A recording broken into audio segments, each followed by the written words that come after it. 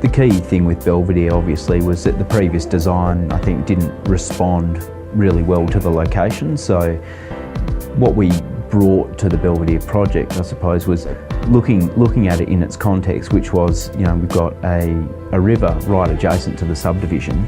That's the first thing that you're going to do from a design perspective. You say, well, how can we create a better relationship to the river? Because that's what's going to draw people to that land. And by creating a development that's sort of perpendicular to the river, has meant many more people get an opportunity to look through that little aperture down to the river and get a sense of that connection.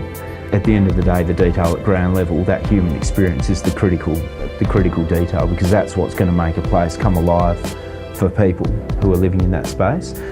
Look, when you look at the great precedents for places where people, flock to, Venice is obviously one of those locations that is internationally renowned, and for centuries people have been going there because it has got a unique ambience. Part of Venice's unique ambience is that it's like car free and it's entirely walkable, and walking down every street is an adventure.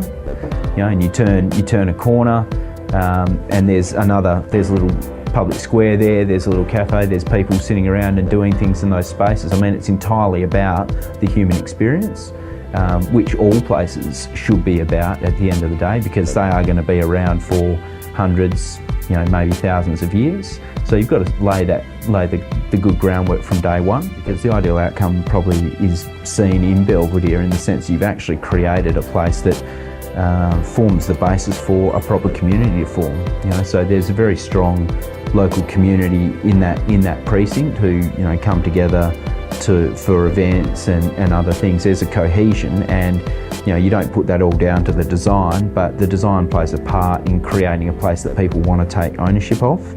And that's been very successful in the Belvedere precinct. I suppose at the end of the day, that's the greatest accolade you can have, is that you've created a proper basis for a community to form and that they can thrive and love the place that they live in.